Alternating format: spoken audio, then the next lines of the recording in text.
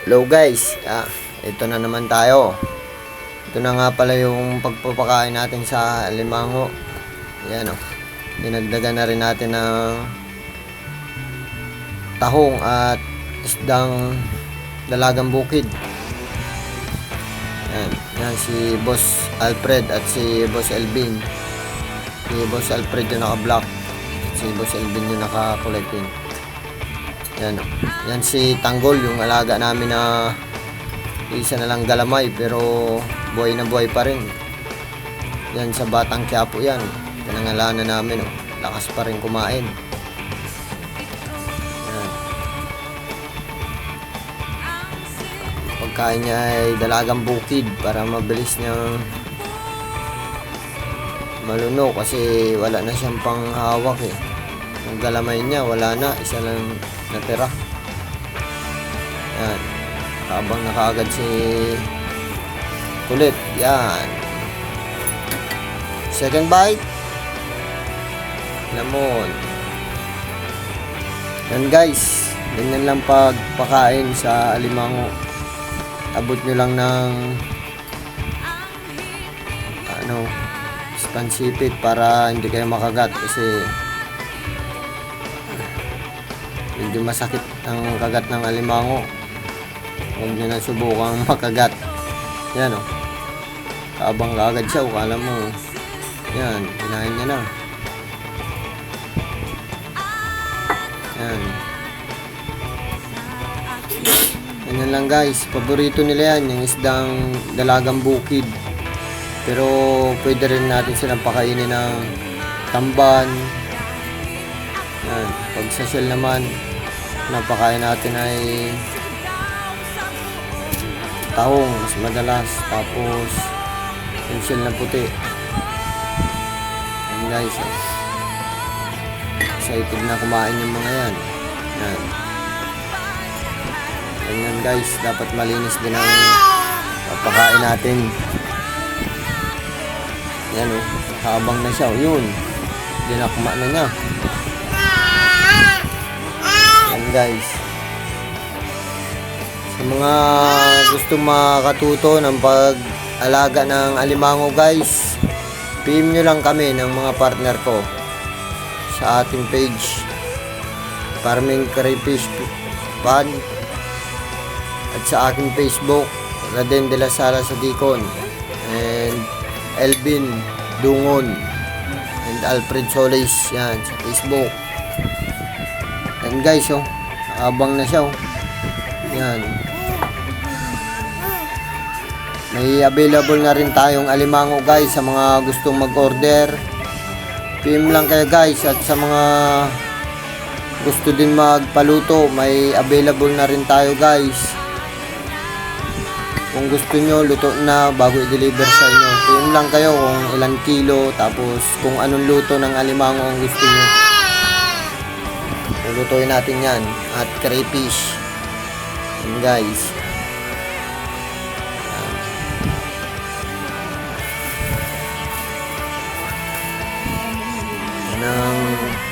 Lagayan natin ng pagkain nila. Ganyan ang setup namin guys sa kulungan. Yan. Oh. Yan ang breeder namin na Red Clarky. Yan. Sa gusto rin mag-order guys ng mga pang-breed na ganyan, may available din tayo na nasa breeder. And may available din tayong 2 to 3 inches na crayfish,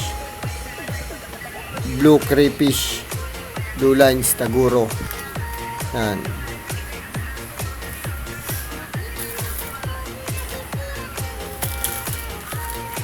Guys. Yan oh. 5 inches na yung natin na yan. Crossbreed natin sa blue lines. Yan.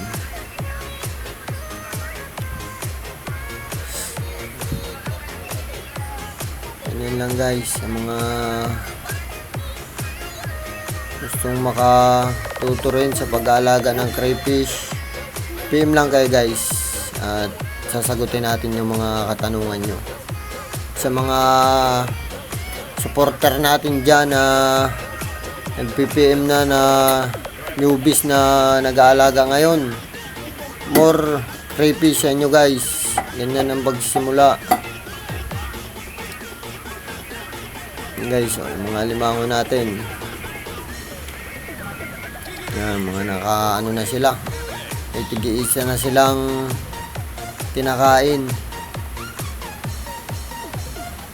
Yan, nakahanda na naman sa isa, excited na siya subukan ulit.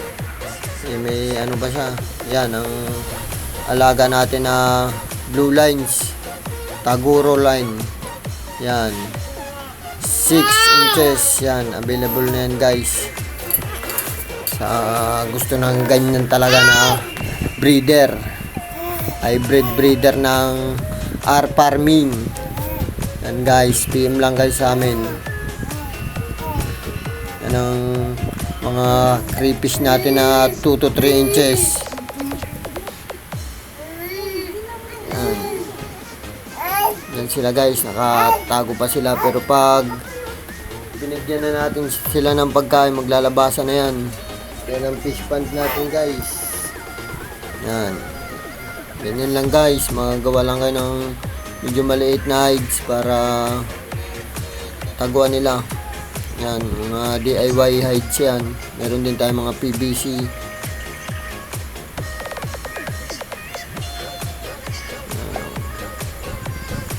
Iba nangihingi na naman oh. Yan oh, si Tanggol. Ubus na ang pagkain ni Tanggol. Bibigyan ulit natin yan kasi malakas kumain niya kahit isa na lang ang galamay niya. Gusto pa rin niyang mabuhay sa mundo kasi siya si Tanggol ng Batang Quiapo. Papakain na rin si Boss Alfred. Yan, pigs guys, yan ang pakain natin ngayon, pigs na may kasamang kangkong. Yan, lagay lang kayo sa panyo ng kangkong para habang wala silang kinakain, may papak-papakin sila. Mga nakatago pa yung iba. Yan guys, oh, lumabas na yung isa. Oh. Yan, 2.5 inches na yan, blue crayfish. Available na yan guys. Huwag na kayo magpauli sa mga gustong mag-order at makakuha ng blue lines breeder by R Farming. Yan, team na kayo. Sa mga gusto rin mag-order ng alimango, may available na rin tayo guys. Kahit ilang kilo, may mga stock tayo dito kung gusto nyo na pang-ulam. Yan, order na kayo guys.